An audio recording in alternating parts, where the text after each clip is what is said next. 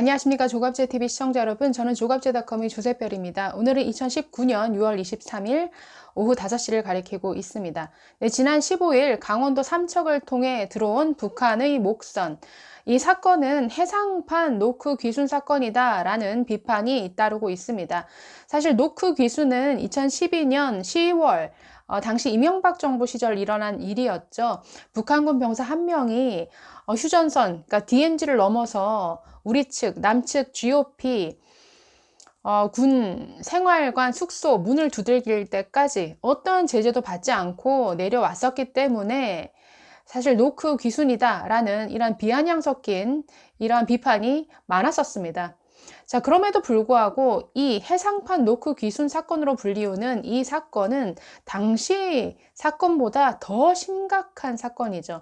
왜냐하면 이 경계태세가 뚫렸다, 우리 안보태세가 그야말로 구멍이 뚫렸다 라는 이 점에 있어서도 심각하지만, 더 심각한 것은 이 사건을 뭔가 거짓으로 아주 조직적으로 은폐하고 축소하려고 했다라는 점에서 사실은 더 큰 국기문란이고 안보 파괴 행위입니다. 네, 지난 15일 북한에서 내려온 이 어선, 북한 NLL을 지나서 150km 떨어진 삼척항에 도착할 때까지 어떠한 제재도 받지 못했습니다.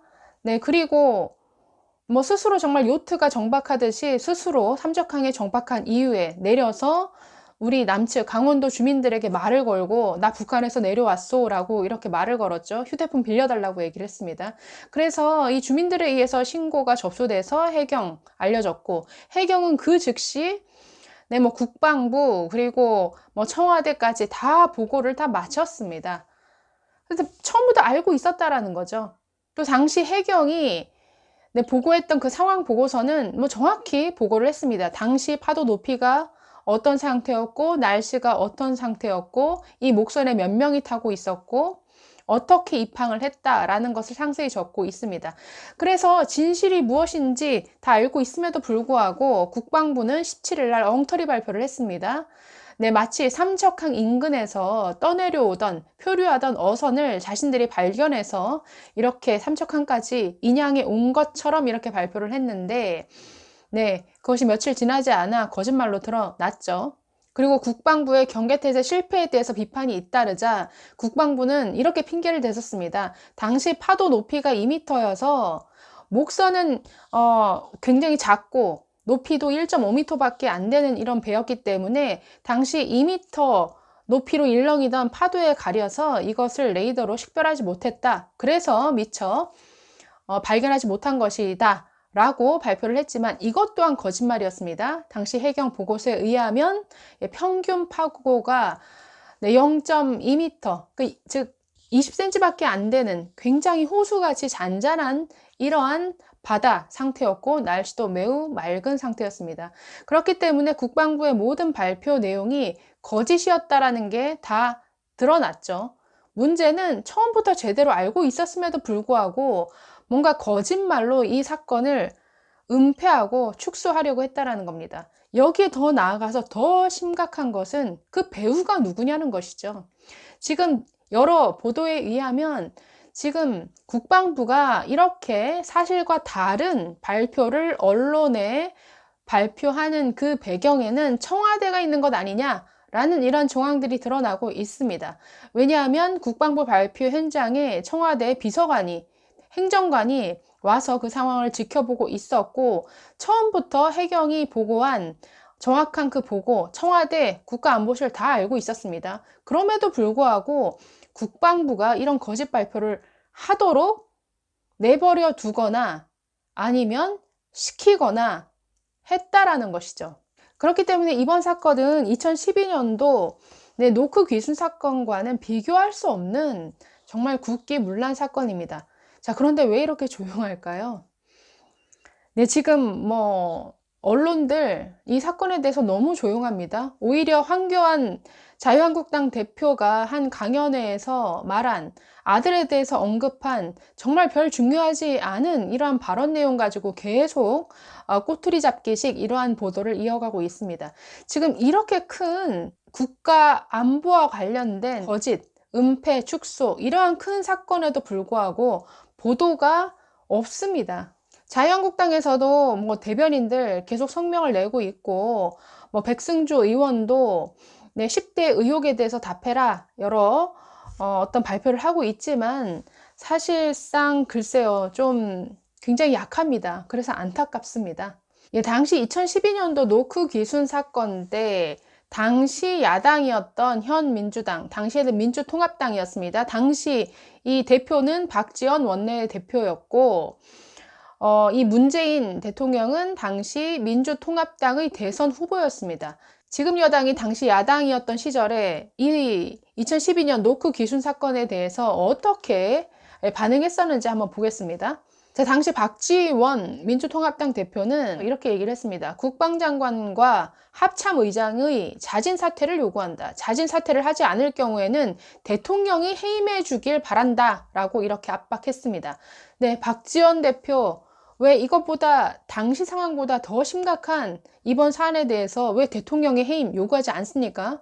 사실 2012년 노크 귀순 사건은 우리 군으로서도 굉장히 허를 찔린 부분이 있죠. 왜냐하면 강원도 고성이라는 이 지역 자체가 휴전선이 굉장히 북쪽으로 굉장히 치우친 지역이죠. 그래서 이렇게 그쪽에 서 있으면 북한이 위쪽이 아니라 서쪽에 위치해 있을 정도로 그 휴전선 자체가 북쪽으로 굉장히 움푹 올라가 있는 이러한 지형입니다.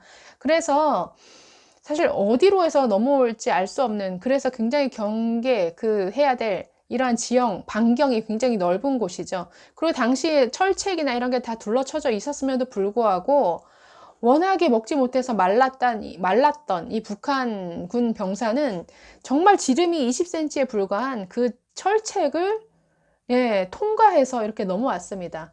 그래서 과연 여기에 사람이 넘어올 수 있을까?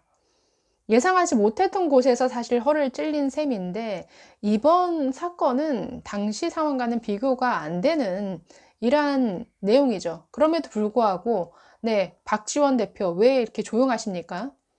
네, 당시 2012년도에 차기 대권을 준비했던 문재인 민주통합당 후보, 자, 이 사건이 일어나고 한 달 후에 강원 노크 귀순 현장 부대를 직접 방문을 했습니다. 네, 사진에서도 보이듯이 저렇게 직접 부대까지 방문을 해서 정말 당시 야당이었던 새누리당 엄청나게 공격을 했죠. 당시 문재인 후보 이렇게 얘기를 했습니다. 노크 귀순 사건으로 안보에 구멍이 뻥뻥 뚫린 것이 새누리당 정권이다. 그런 새누리당이 안보를 말할 자격이 있느냐? 안보를 파탄낸 새누리당에게 강원의 미래를 맡길 수 없다. 이렇게 말을 했습니다.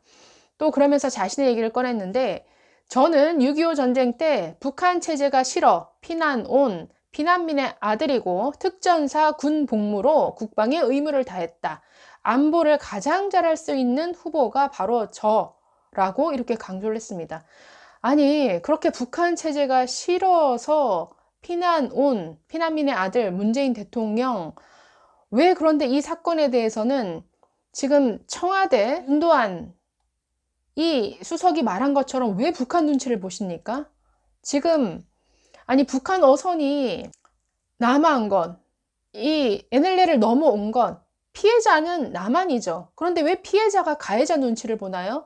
왜 북한 눈치를 보면서 이 사건을 이렇게 덮으려고 했습니까? 왜 쉬쉬하려고 했습니까? 근데 당시 문재인 후보, 새누리당이 안보를 말할 자격이 있느냐? 똑같이 지금 되물음을 당하실 수 있죠. 안보를 파탄낸 새누리당에게 강원의 미래를 맡길 수 없다. 역시 똑같은 질문 받으셔야죠. 안보를 파탄낸 이 문재인 정권에게 이 대한민국의 미래를 맡길 수 있겠는가? 이런 비판 직면하지 않을까요? 당시 2012년 사건에서 군단장, 사단장 다 징계 처분을 받았습니다. 자, 이번 사건과 관련해서 국방부 관련자들에 대한 문책 얘기했는데 그것으로 끝날 사안이 아닙니다. 이렇게 국방부가 눈치를 보면서 이렇게 거짓말을 해야 되는 이 상황까지 만든 그 배우가 누구냐?